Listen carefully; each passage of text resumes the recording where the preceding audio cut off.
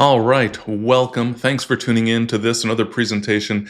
Well, essentially as part of the GreyLearning Live webinar series, but for today's presentation, a little bit of a special interest, I guess you could say, in terms of the motivation, as it were, and that is to celebrate and it never ceases to surprise me every time there's any consideration, any discussion of this, but 24 years and counting of the Ask Tim Gray email newsletter. So yes, 2001, I started publishing what at the time was called the Digital Darkroom Questions email newsletter.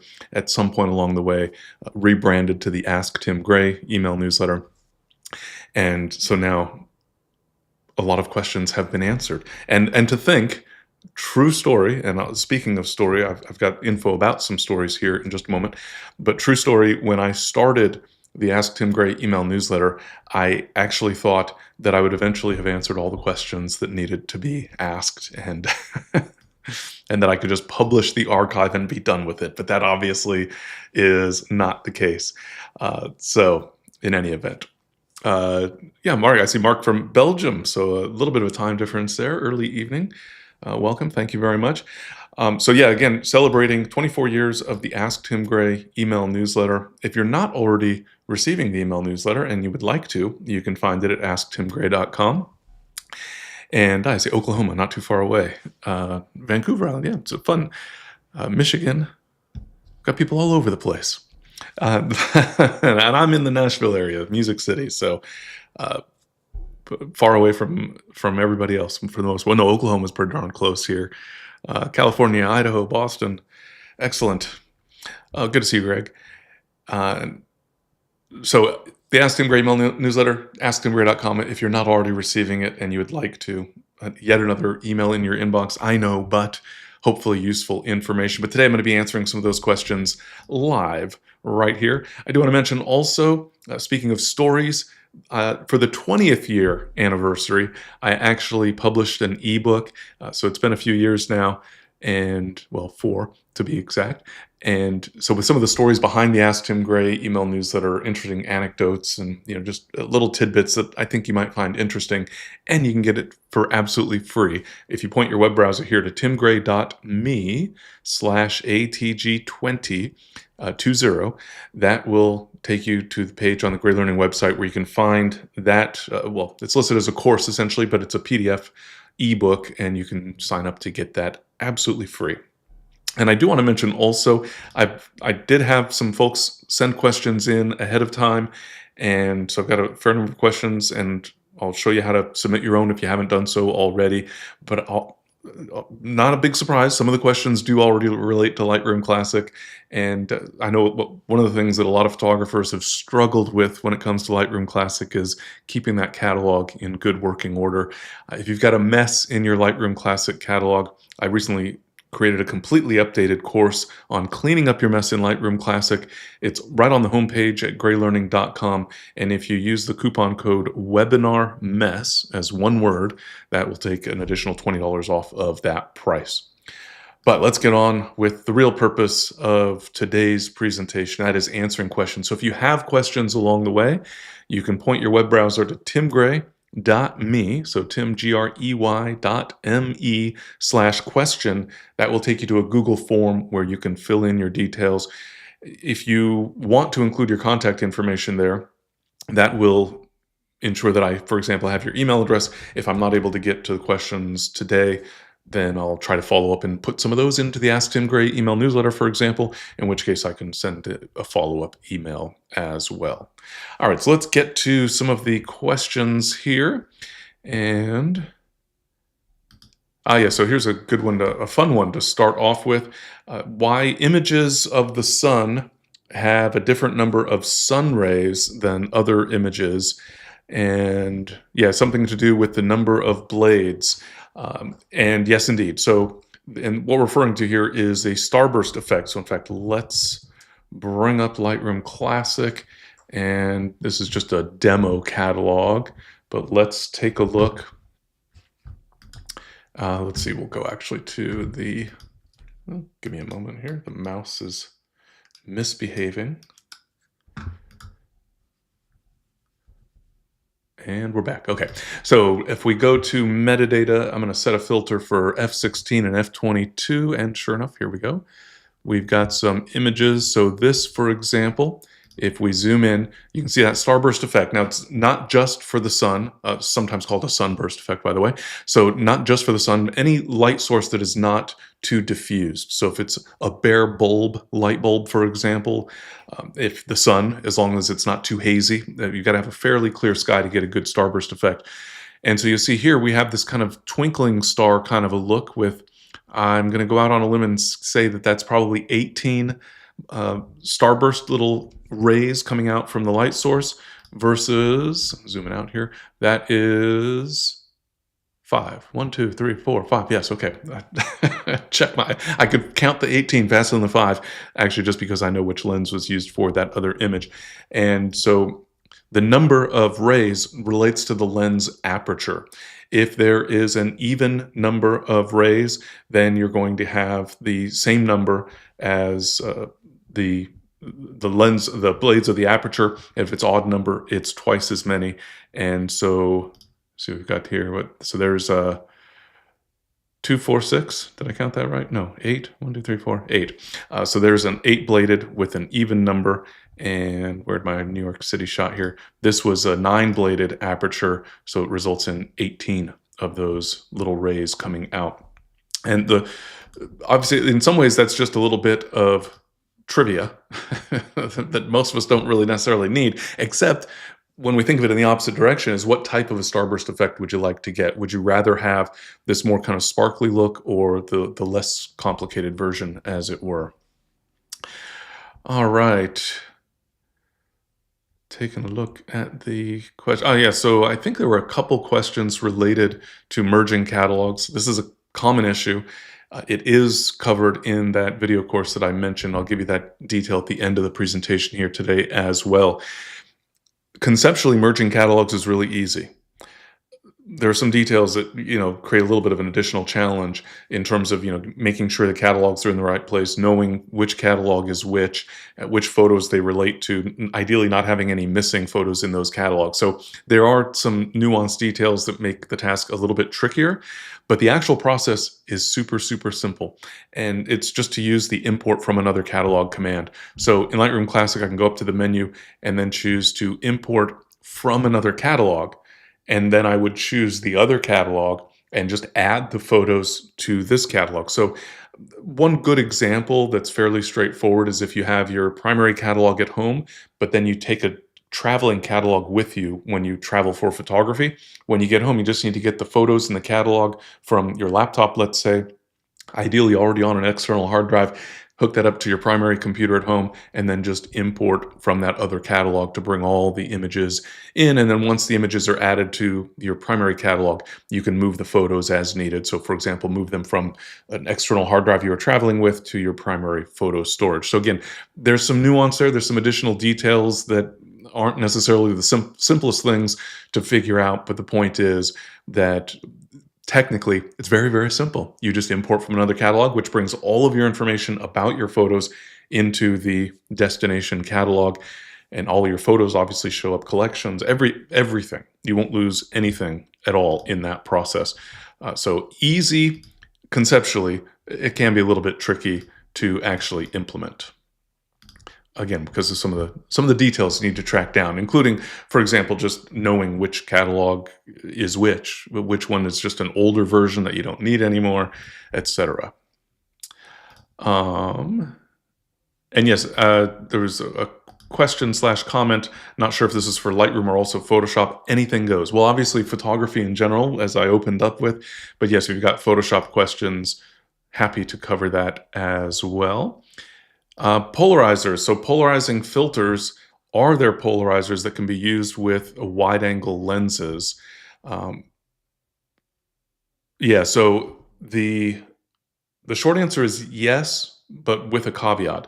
And I don't think I probably have any images here that will truly demonstrate that, but this image will kind of sort of fake it a little bit for us. The issue with a wide angle lens, well, first of all, the wide angle lens has a wide field of view, so you need to make sure that you've got a polarizing filter that's large enough to take that into account without, vignetting. So, for example, if you were stacking filters, that sometimes becomes a problem. But assuming that you've got a polarizing filter that properly fits the lens that you're using, yes, you absolutely can use polarizing filter with wide angle lenses. However, there's an important caveat.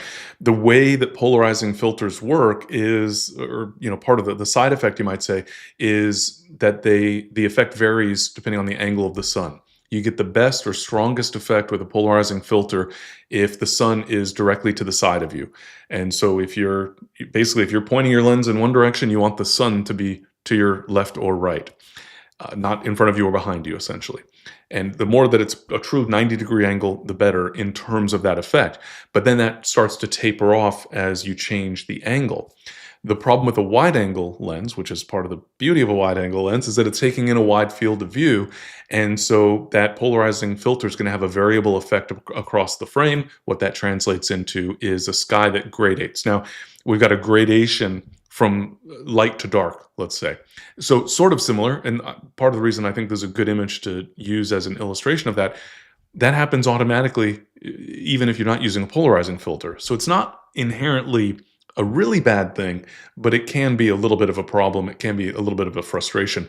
You certainly could apply targeted adjustments to help compensate for that. Sometimes you might think it looks good. It's a matter of deciding, how it works for you. But where we'll have, and it'll be stronger than this, but you see the sky's brighter over on the left than it is over here toward the right. Imagine that being exaggerated, and that's the type of effect that we get with a polarizing filter with a wide angle lens. And so that is just something that a lot of photographers try to avoid, can be frustrated by, and so just something to be aware of, essentially. All right. Well, let's see. Why did the Lightroom software designers decide to make its operation so complex and challenging with a learning curve? And I would, the way I like to joke, and the reason I chuckle, is that they do this to help me stay in business, essentially. For those of us who are teaching Lightroom, they're doing us a great service by making it complicated. The interesting thing is that Lightroom was actually designed to try to streamline and simplify, to not be too complex, recognizing that it was kind of born out of the complexity of Photoshop. And so it was intended to be less difficult to use. I would say the big problem with Lightroom is, in terms of what has caused people to run into problems, is the catalog. But the catalog also gives us some of our best benefits. And so it's a tricky compromise, essentially. So obviously, software in general tends to be complex and get more complex with time. Lightroom is certainly no different, Lightroom Classic in particular. And the existence of that catalog is both good and bad all at the same time. One of the good things is that we can filter across all of our images. And so if we press the right key here, if we go to the filters option here, I can go tell Lightroom, now granted in this case it's only a few thousand photos that we're talking about, but I can go to my all photographs collection, see every single image. In my actual catalog it's almost 400,000 images, and I can say show me all the images that have a 2-star or greater rating, or a 3-star or greater rating, or whatever the case might be, and I'm getting that update instantly. So there are advantages to the catalog. There's challenges as well. The key thing being, as I say all the time, when you're using Lightroom Classic, everything must be initiated in Lightroom. That's the most important thing. Yeah, this is a good question. Well, I think it's a good question because it's something that I get a little frustrated by. If you've got a smartphone, how do you download photos, basically bring photos, import photos into Lightroom Classic from your smartphone and delete them at the same time? The question does call out the iPhone in particular, and I'm going to say the iPhone is a particular challenge in this regard because it doesn't have an easy way to reformat the media card, as it were. My personal preference is to treat a smartphone like any other camera. And what I mean by that is, just like with all our other cameras, most of us, not all, but most of us, after we've downloaded our photos, will reformat the media card so that we can use it again for new photos. Whereas with the iPhone, for example, there's not a really super simple way to download the images from the device and then delete them on the device. So you've got to use other software. Unfortunately, Lightroom does not include a feature to delete the photos from your device, to reformat the media card, as it were, for regular cameras or for your smartphone. And so there's a little bit of a challenge in that. So the process that I use is to download using other software, even though normally I don't want to download photos and then import them to Lightroom Classic. Instead, I'd rather download as part of the process of importing. But with a smartphone, unless you've got certain models of Android that have a removable media card that you could put your photos on, that would make that even more just like a regular camera. But for an iPhone, that's not an option. I wish Apple would make it an option, but you can download. So for example, using Adobe Bridge, you can download the photos using the photo downloader feature in Bridge. Then once they're downloaded, import into Lightroom Classic. And then once the import is finished, including copying them to the correct destination, backing them up as part of that process, then you go back to Bridge and confirm that you want to delete. There's an option to delete the photos after download with the photo downloader in Bridge. And similar options exist for other software. I think it's called Image Capture, if I remember correctly, that is included on the Macintosh platform. And it also features the option to delete the photos. But again, the idea is download to your computer, delete from your phone after you've backed them up, and import into Lightroom Classic. Should be easier.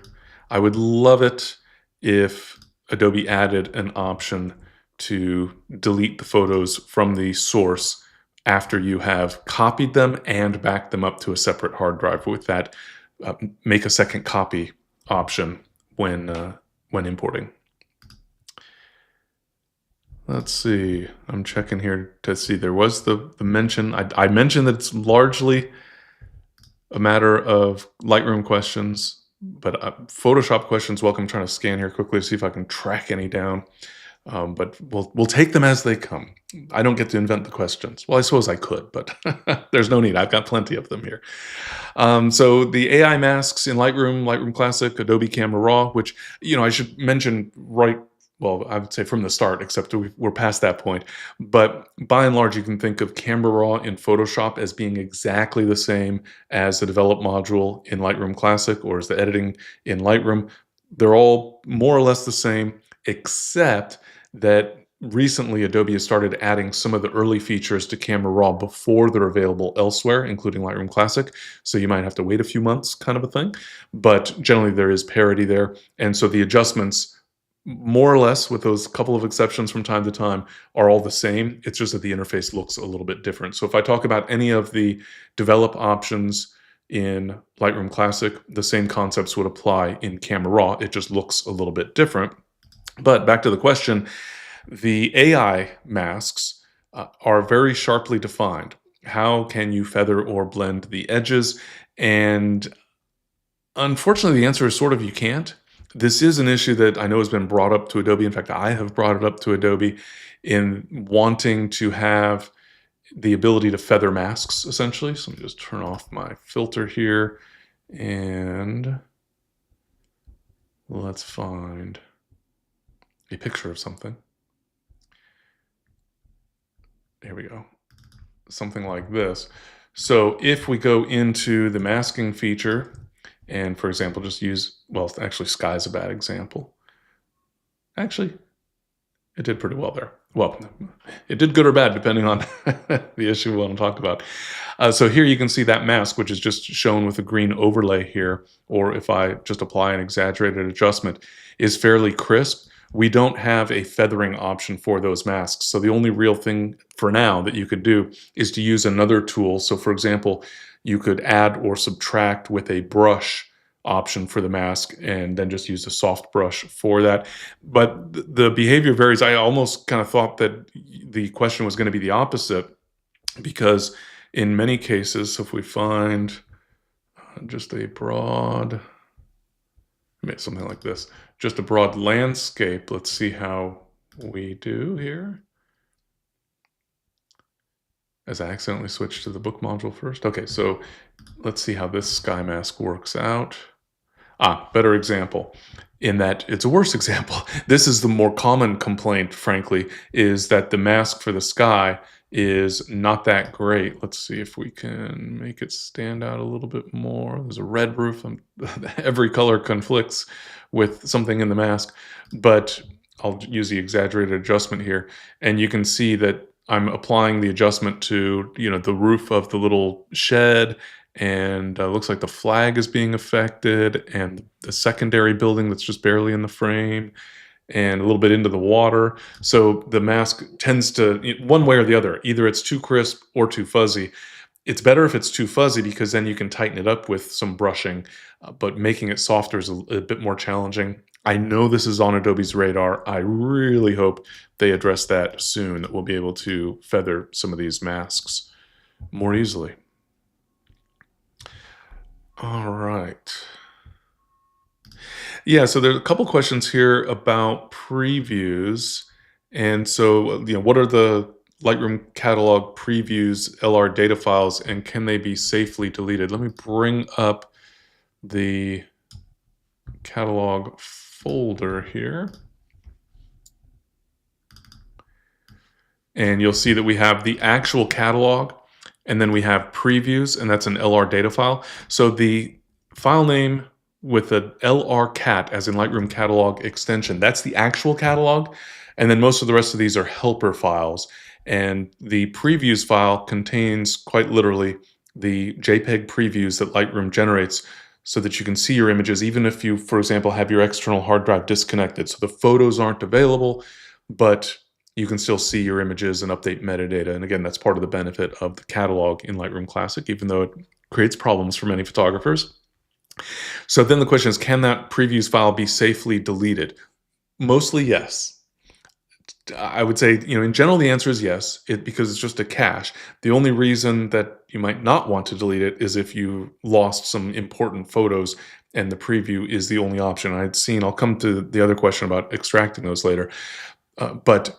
So as long as none of your source photos are missing, then yes, you absolutely can delete the previews file. We've had issues, for example, where previews will get corrupted.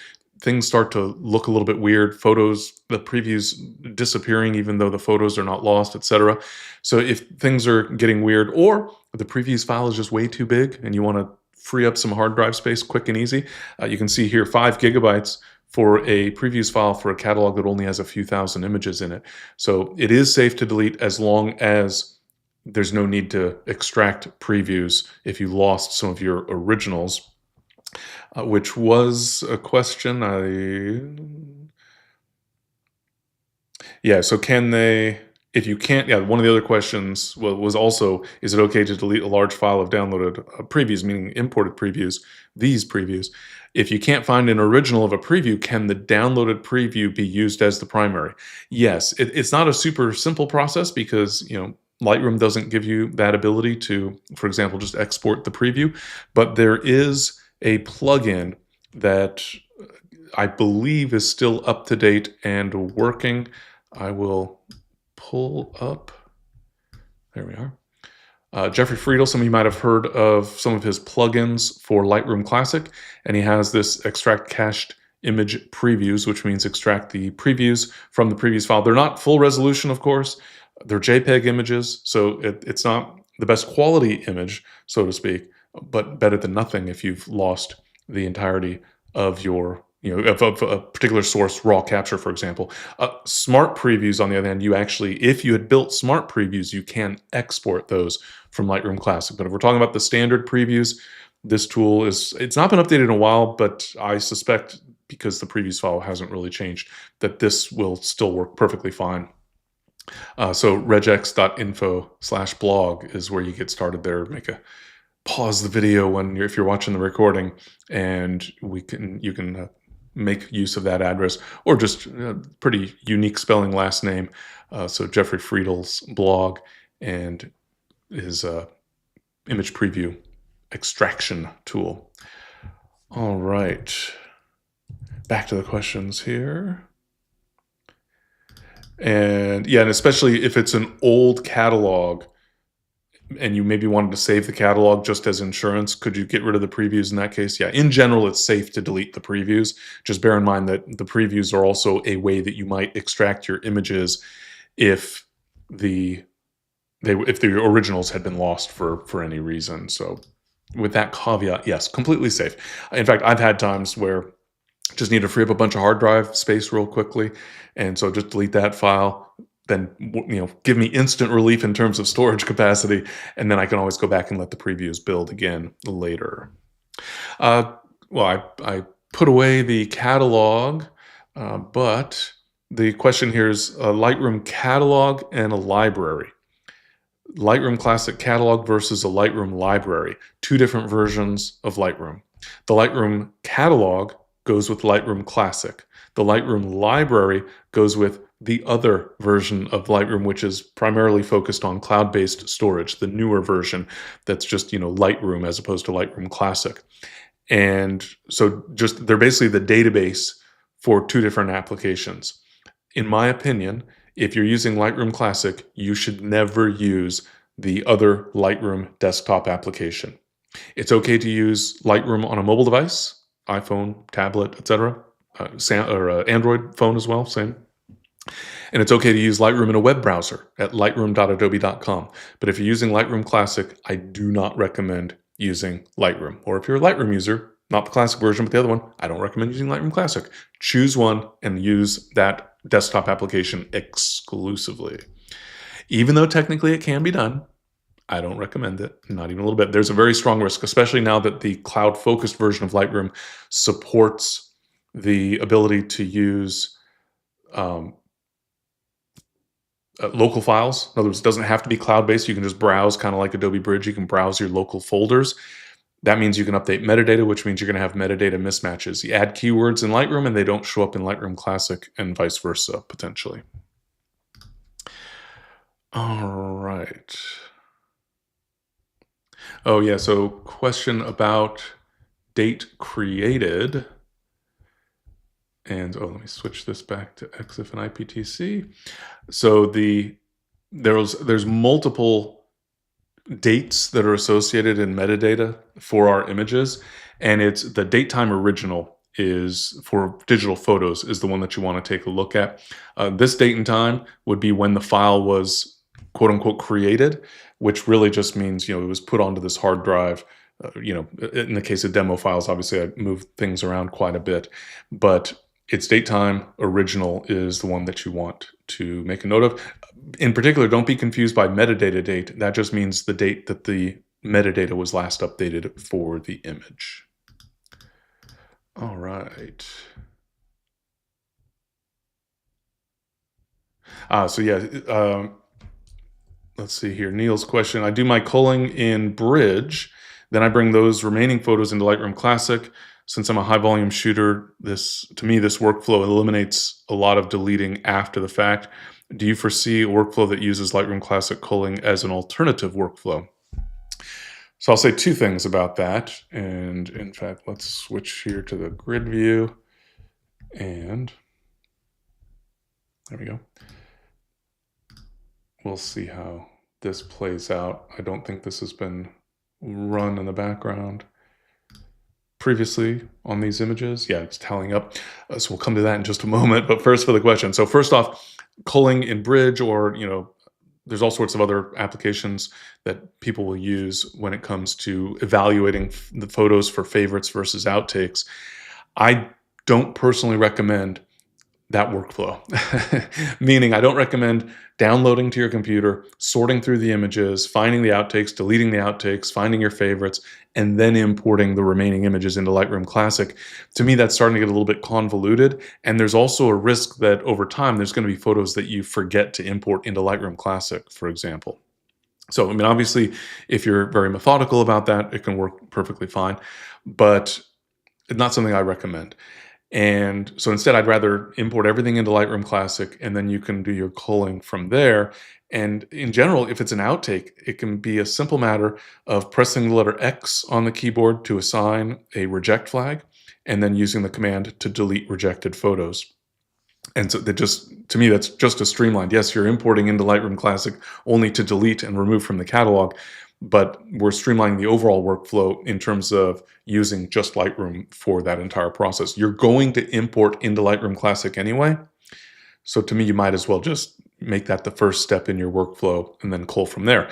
But part of, I suspect, the reason that the answer came up is that with the new version of Lightroom, there is an assisted culling feature that will determine. In fact, I'll bet you if I find these pictures, of me, we'll see how they fare. So we can enable assisted culling. This is really mostly aimed at portraits, or at least photos of people for now, but I do expect the capabilities here to expand where it'll be more useful. It's still useful in a wide range of photos, not just of people, but it's mostly beneficial for people photos right now. That will expand with time. But you can see we can enable the options for, do we want to make sure the subject is in focus, meaning check to see if the subject is in focus. Let me switch here real fast. Let me turn off that webcam. And I apologize, I probably was already blocking some other things with that webcam, but we'll turn that off for the moment. So I can turn on subject focus, meaning I want Lightroom to try to determine, is the subject in focus? Were the eyes in focus? Are the eyes open? And then I can find documents. So like if you take pictures of documents and receipts, you want them to be marked for rejection because they're not your real photos, so to speak. Misfires, when you accidentally take a picture of your foot, and exposure issues. So the images will be analyzed. Notice there's these additional checkboxes for rejecting. So you can mark a reject flag for photos where the person's eyes are out of focus or their eyes are closed, etc. And so, some options related to how to evaluate. There's also sliders for the, sort of varying degrees, like how sharp does it need to be or how soft is it allowed to be. And then the images will get analyzed and then marked as either selects or rejects. And so you can see the tally down here. We can view just the selects or the rejects. We can stack the images. We can batch process, meaning to mark with a reject flag, for example, or a star rating. And you can see on the thumbnails that we also have a little badge here, a green circle with the check mark indicating an image that passed the tests, in this case, so eyes being open, etc. And then a red circle with an X for images that did not pass. So sort of the favorites versus the rejects, or selects versus rejects. And for those that got rejected, let's see what we've got here. Subject, okay, that makes sense. So we also have in the culling scores here an indication essentially of why. Why was this image rejected? Well, because its focus score was quite low, whereas the eyes are in focus and the eyes appear to be open, but it was out of focus. Well, you can see this is a narrow depth of field, and so we just got, out of focus to the ears, but then the cheeks are in focus, the tip of the nose out of focus. So, pretty well done. This was an intentional effect in this case, so you would possibly overrule that decision, maybe. But point being is that we can get a sense of, which photos might be the quickest, the ones that we want to use, a quick way to see which images might be the better. So if you had a particularly large number of photos, so here are 84 images of one guy, we don't need that many pictures of him. So maybe we could get through and, take these that were automatically determined to be rejected and just truly reject them, or at least focus our attention on the ones that are marked as selects. And so sort of coming back to the question then, is this going to be something that will be more useful in the future, essentially? Can this replace whatever benefits you might feel that you're getting by using Adobe Bridge, for example? I do. So again, I think it's better just to use Lightroom Classic right from the start of your workflow rather than mixing and matching a little bit. But I do think that this assisted culling feature will be helpful, especially for high volume shooters, so like bird photographers, for example. Subject in focus, if you can, quickly eliminate the images where the bird's out of focus, and reliably, hopefully. But so far my testing shows that the evaluation is actually pretty accurate in this regard. If we go look, for example, at some other images here, like what was the problem here? Misfire, blurry. No, I'm going to disagree. Now, no eyes, that's reasonable. Subject in focus, but blurry, that's called narrow depth of field. So, okay, that was not a good one. Not a good call. But again, in Adobe's defense, this is primarily focused on portraiture at the moment. And subject out of focus, I'm going to agree. So here's an example of where it did a great job. The focus was hit on the ground in the background here a little bit, so the macaques are out of focus. So that was a good catch, Adobe. And so again, there's just going to be mixed results, but that I do expect to improve over time, especially as the emphasis expands beyond what's currently primarily an emphasis on people photos. All right.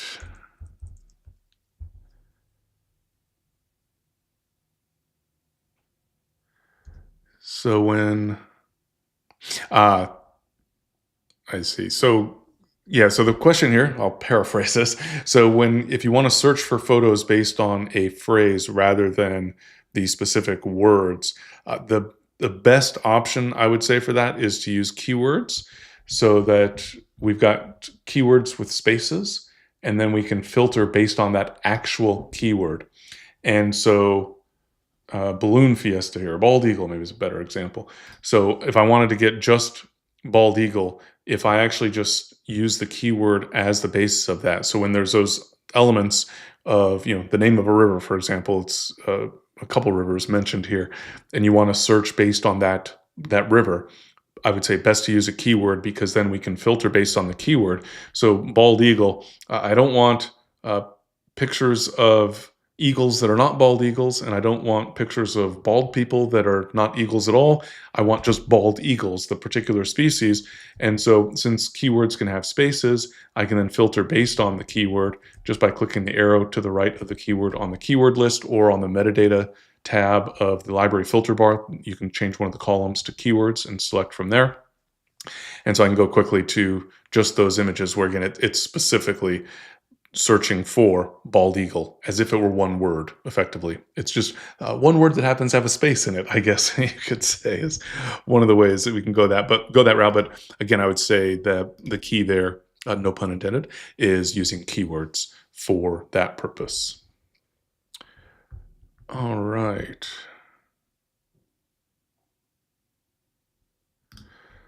Let's see. Oh yeah, so question here about the erase feature, now called the remove, and we had a couple of other tools that were related to that. So for cloning or healing and content aware. And so with the latest update, it seems to be doing as good a job as Photoshop. And does that mean essentially that generative fill is in the remove tool now? So if we are trying to remove an object, so do we have, let's just pretend I wanted to get rid of that boat since it's what I spotted quickest.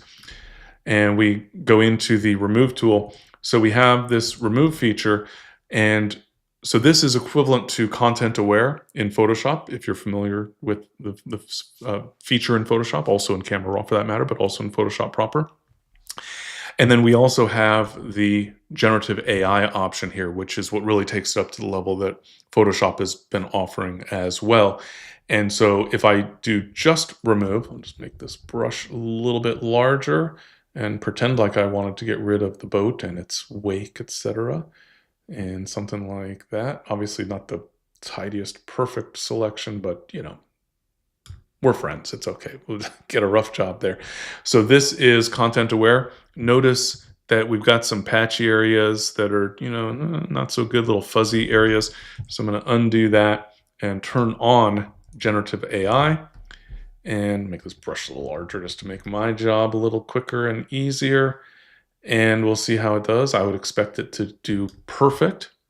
So we've got the area. I can add or remove in terms of that highlight, the area that I actually want to clean up, and then just click the remove button and it will process. This does require an internet connection. It takes a little bit of extra time. And there we've got a much, much better result. So the answer is yes, that we do have that the equivalent of generative fill. Unlike the generative fill, where we have the workspace where we can kind of pick and choose, here it's, a little more limited, more automated essentially, but comparable results. And so I'd say when it comes to image cleanup, for the most part, Lightroom Classic is caught up with Photoshop. Not 100%, but getting really, really close. The way I think of this is over time, there's less and less need to send an image from Lightroom Classic to Photoshop because Lightroom Classic has become so much more powerful. Another way to say that would be that we've gotten to the point where many people, many photographers can use Camera Raw to optimize their images to perfection. And when they get into Photoshop proper, there's nothing left to do because they got it all taken care of. Obviously, Photoshop has different tools, in some cases, still more powerful tools, more flexible tools, but we're getting further and further down that path of not needing to send an image to Photoshop as frequently. How often should one back up the Lightroom catalog? So if we go into the catalog settings dialog here, and on the backups tab, you see that we have options for how frequently. This is only set to never, in this case, by the way, because this is a demo catalog that I'm not worried about. My real catalog, I back up at least weekly. And so we can back up once a month, once a week, once a day, every time you exit. That's probably overkill, but part of it depends on what else you're doing. So basically, the way I usually describe these sorts of things when it comes to backing up is, if a hard drive fails, how much data do you want to lose? And the answer is usually none. Generally speaking, though, most of your work is going to be preserved. Number one, you've backed up your catalog previously. Also, I recommend on the metadata tab, making sure that this automatically write changes into XMP checkbox is turned on so that at least standard metadata is saved out to the source files. There are still features that are only preserved in the catalog, such as virtual copies and collections and stacks, etc. But this will take care of your star ratings, color labels, keywords, for example, as well as your develop adjustment settings, by the way. And so that is a really good preventative measure right from the start. So then backing up, I would say generally at least weekly, and possibly more frequently if you've been doing a lot of work in the catalog. You've been, assigning keywords to countless images and you want to preserve that. Well, back up the very next time you exit. And so at the very least, I'd say weekly, even if you're backing up through other means. So if you're backing up, let's say your catalog's on the internal hard drive and you're backing up your internal hard drive on a regular basis, do you still need to back up the catalog? My answer is yes. Even though the catalog is being backed up by other software, I still recommend backing up with Lightroom because it'll give you the option to check the catalog for errors and to optimize the catalog. So help catch problems before they become real problems and to help improve the performance of Lightroom. And so if you're backing up through other means where you might feel like you don't need to back up the catalog using Lightroom Classic, I would say still back it up. You just don't need to save as many of your older catalogs, probably, if you've got an otherwise really good backup workflow. All right. Yeah, so another question about the catalog, merging catalogs, as I mentioned, that would be just with the import from another catalog full command, I should say.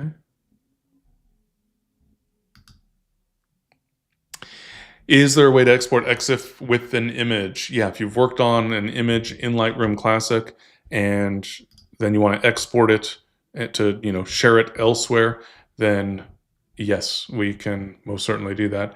So if I select a photo that I want to export, click the export button, obviously specify where do I want to save the file, what kind of file type do I want to use, for example. So let's say a JPEG, and this, by the way, would not work for original in the context of metadata because that's literally the source file, although then the EXIF would be there. But in any event, if you want your keywords, etc., export. So if it's going online, probably a JPEG, for example, and then down, you can resize and sharpen, etc.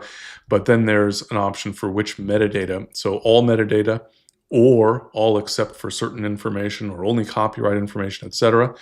There's also options to remove person info. So if you've tagged people or tagged photos as having contained a person, you can remove the person's name effectively, so like the model's name. And you can remove location info such as GPS coordinates automatically. But otherwise, all that EXIF metadata would be retained in the exported copy of the images. All right.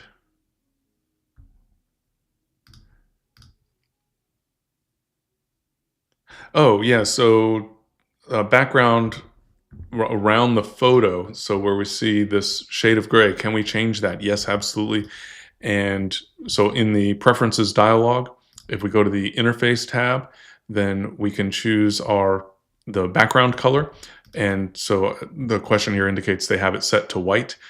Is a little too jarring, and it's going to tend to make you kind of perceive the image as being a little bit darker.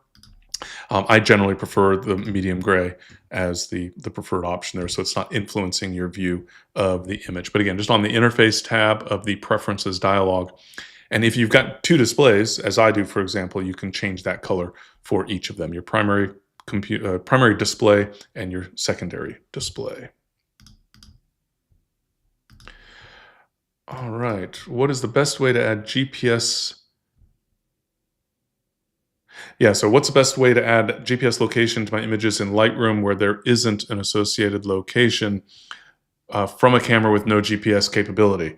So Jennifer kind of caught me before I could strike from a camera with no GPS, because my first answer would be buy a new camera that has GPS built in. Unfortunately, that's not very common these days, especially with mirrorless cameras. There's not that many that have built-in GPS, and not all that many that support an accessory device. There's some still where you can use an accessory GPS receiver that plugs into your camera and then gives you automatic metadata. In the absence of that, a couple of other options. One is that you record a track log for your photos. In fact, let me go find these pictures. They're probably already tagged, but, well, this is fun. Obviously my internet connection is working because I'm streaming, but I don't have connection for the map module, so I can't demonstrate that. That's fun, and a little surprising, except the part that's not surprising is, of course, it's happening when I'm presenting, because why else would it, fail, except I wanted to show you something. But what we can do, though, is load a track log. So if you recorded a track log, we can come down to the little track log button there and load a track log. So the idea is basically you use an app on your smartphone to record a track log, and then you save that track log to your computer, load the track log, and then synchronize the track log with your photos. So if you had the thought in advance that you wanted to add location information to your photos, then you could record a track log. GPS Tracks is one of the apps that I've used for that. There's a handful of them out there for recording. A lot of Navigator devices also enable you to record. So you can load that track log, and then you would synchronize the photos with the track log. And so that's one option. The other, which I would demonstrate if we had access to the map that for some reason Lightroom has lost track of, then we could simply drag and drop to the map. So I can navigate to a particular location on the map and then select photos on the film strip and just drag them to the appropriate position on the map. All right. So yes, if it's not too many photos, I'll also use what I call a location snapshot. So I'll take a photo with my iPhone that does have GPS as a reference for here's what this location is, and then I'll use that as a reference so I can then drag the other photo from my non-GPS camera to the same position on the map. And there was actually a question. Let me track it down up here.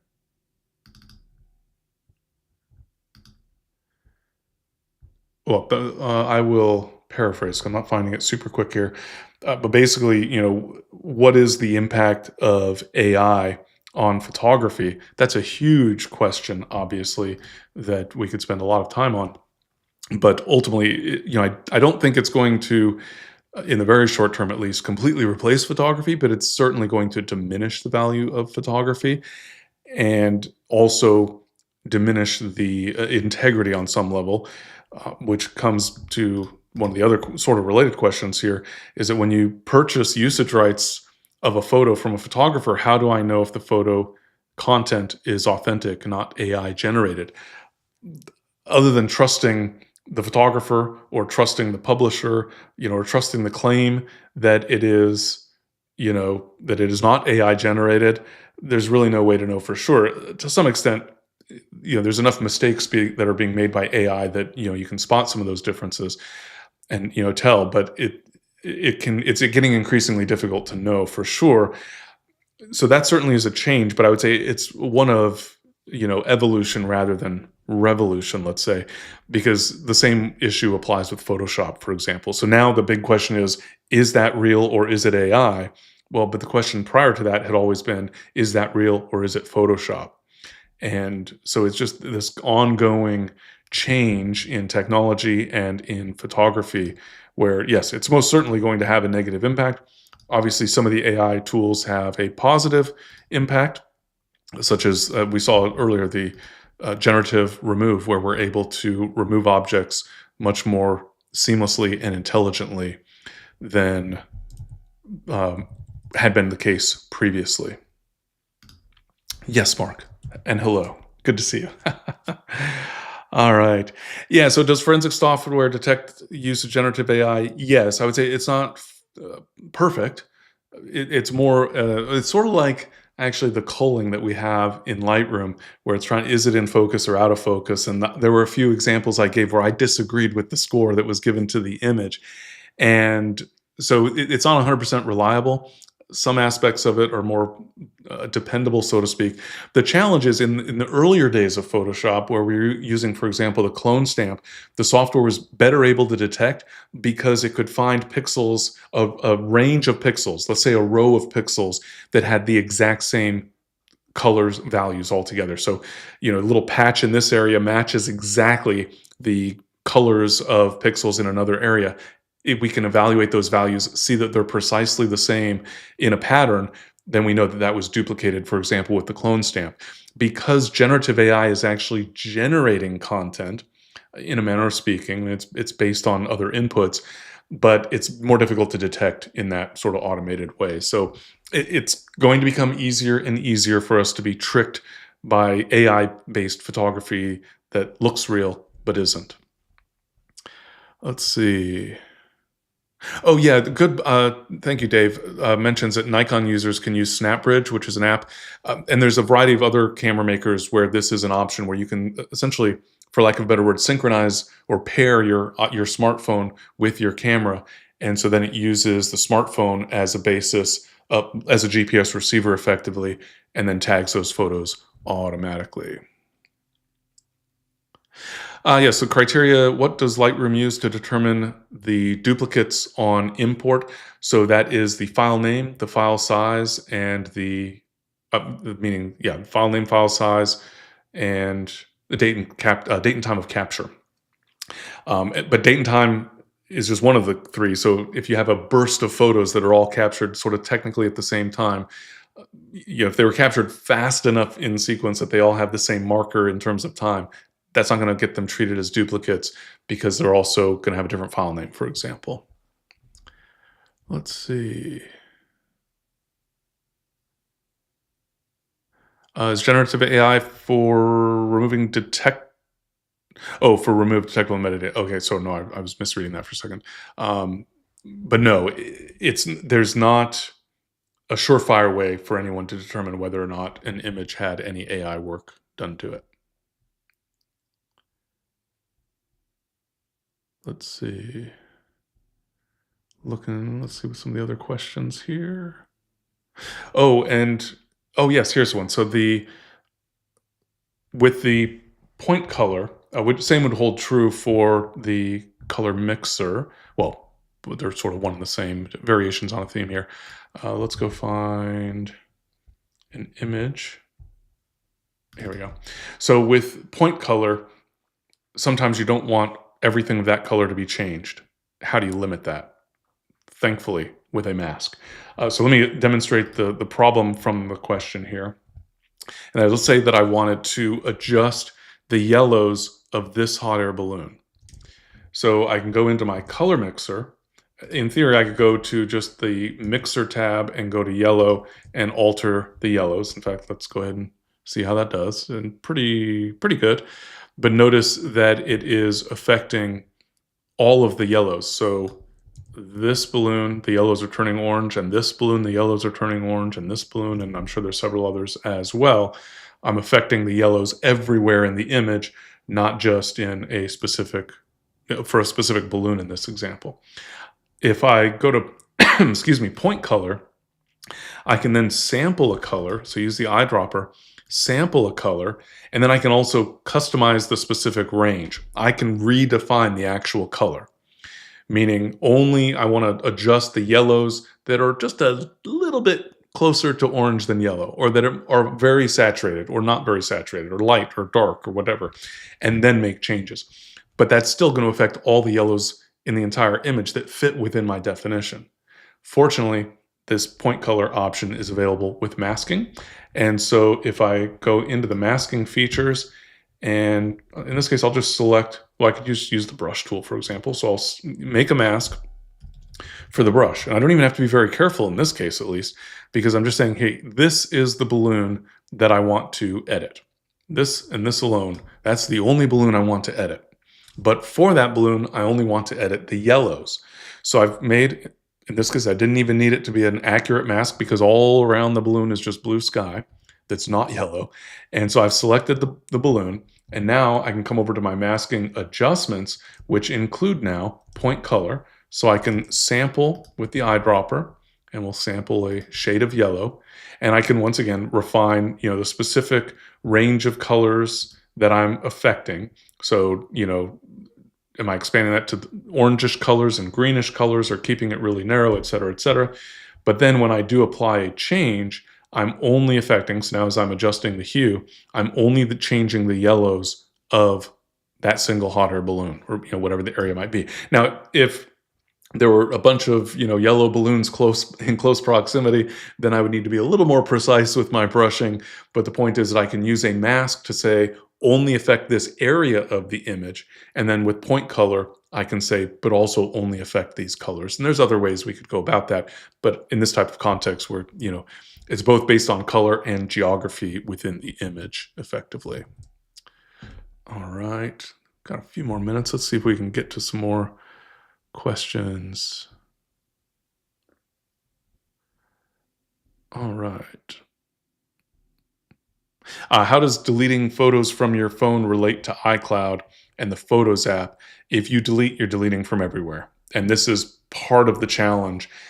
So ideally, for me personally, I would rather not use iCloud synchronization for photos, so that your photos magically appear. I mean, it's a cool feature that you take a picture on your iPhone and it shows up on your iPad and on your computer in the Photos app in all those cases.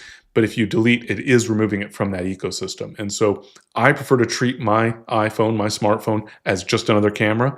So I periodically, when I'm on a trip, I download from the media card out of my real camera, as it were, and then I download from my smartphone. Those are all going into the same place, and they're all getting deleted from the original device, so that they're just on my hard drive and on my backup hard drive, etc.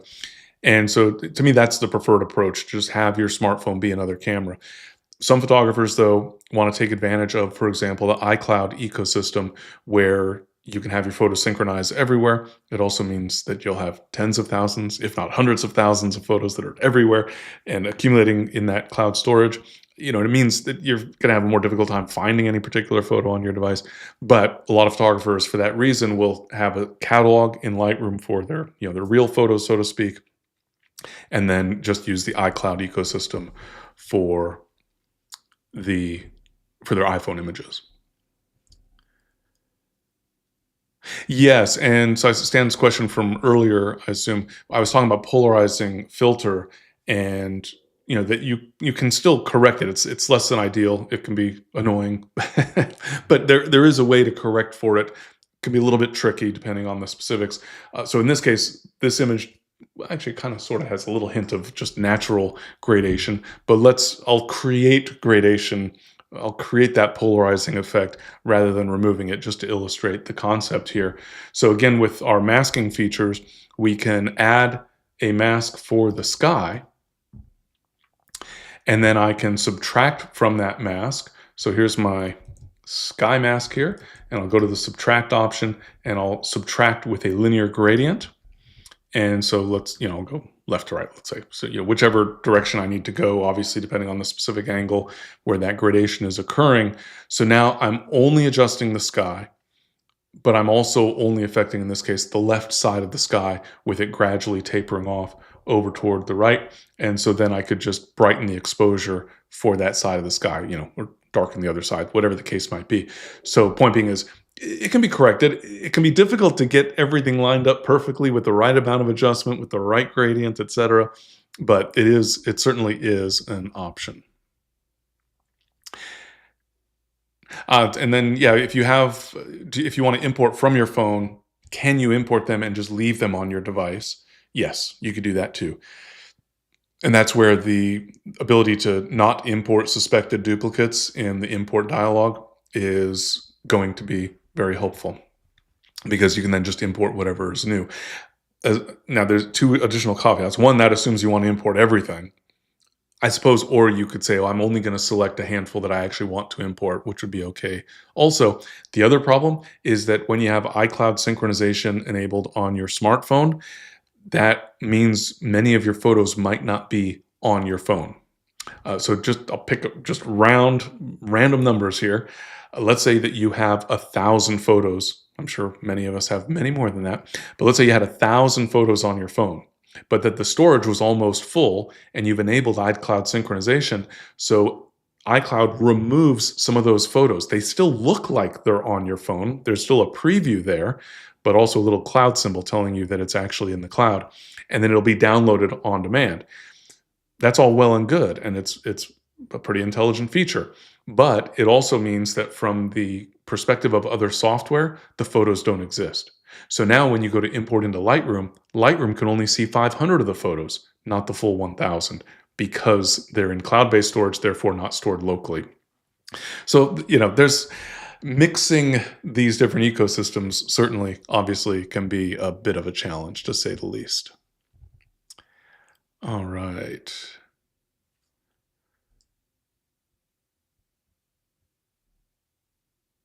Let's see. Can conversion from RAW to DNG cause that some of the metadata will be done incorrectly? No, not unless there is a glitch. Okay, I see. It was sort of a two-part question, let's say. So does it make sense to do any of the adjustments or setting keywords, etc., prior to converting to DNG? And no, you certainly could assign keywords, but not really any benefit from my perspective. If you're going to convert to DNG, I don't personally prefer to convert to DNG, but if, for example, you're going to convert to DNG on import, the DNG will inherit whatever metadata came with the source. Yeah, and so then if you have photos in the cloud, how do you get them into Lightroom Classic? That's the tricky part, and this is one of my frustrations with Apple, is that they make it difficult so that you would need to basically try to edit the photos on your phone, for example, or export them from the Photos app, but you can't just export all of your photos all at once. If I remember correctly, it's limited to 1,000 photos at a time, something like that.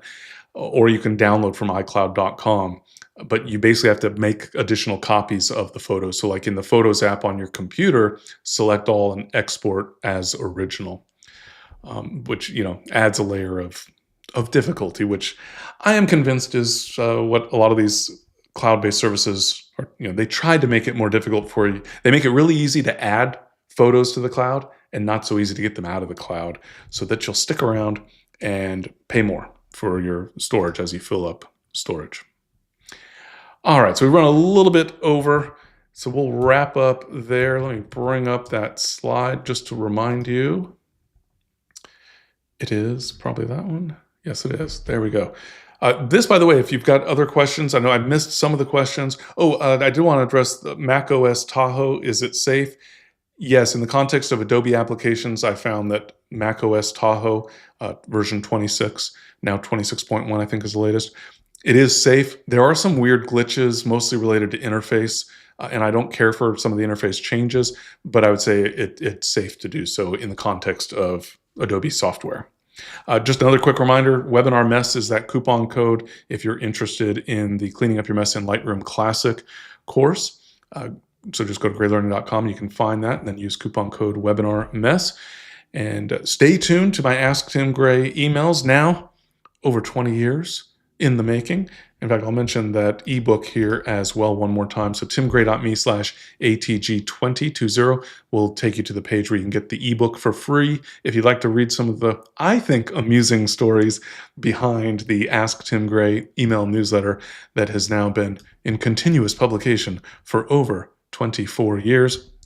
And so be sure to check that out if you're interested, just for fun, especially if you've been a reader for a period of time, as I know many of you have been. And otherwise, thank you very much. So again, I will address some of these questions that I didn't get to today. Those will come up in the upcoming Ask Tim Gray email newsletters over the coming few days or weeks, as the case may be, depending on how many questions we've got there. But thanks again for tuning in. I really appreciate it. Thanks to all of you who let my Ask Tim Gray email newsletter into your inbox each weekday morning. I appreciate the support, and really grateful for the thanks that it leads to. I get a lot of feedback. Photographers find the questions and answers so helpful. So thank you for tuning in, and thank you to those of you who submit questions. And be sure, if you've got another question, because the chat will probably go away and I won't catch all of those, if you submit the question on the form there, timgray.me/question, I will do my utmost to address as many of those as I can, either via email or in an upcoming Ask Tim Gray email newsletter. All right, so thank you again. Thank you. I appreciate all the kind words in the comments there. So thank you very much, and hope to see you back. Well, we're going to take a little bit of a break for the Thanksgiving holiday, so happy Thanksgiving to all of you in the U.S., and we'll all look forward to seeing you in another presentation in the not too distant future. Thanks very much.